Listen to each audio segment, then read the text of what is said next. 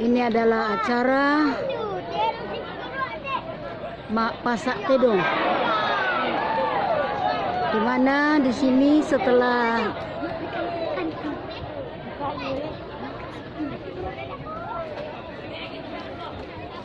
selesai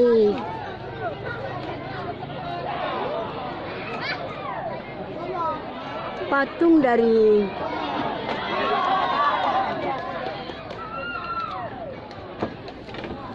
almarhum sudah tiba di rumah, maka acara selanjutnya adalah adu kerbau.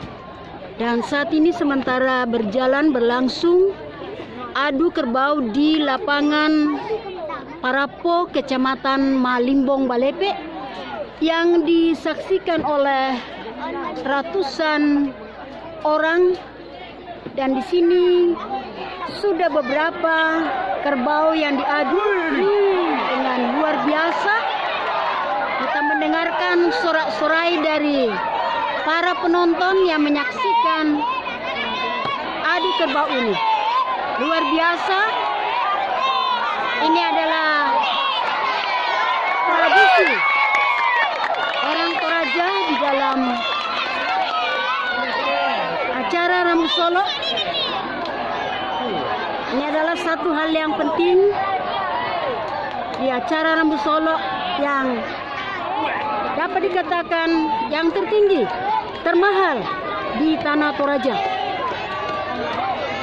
Dan salah satu hal yang penting di sini adalah adu kerbau.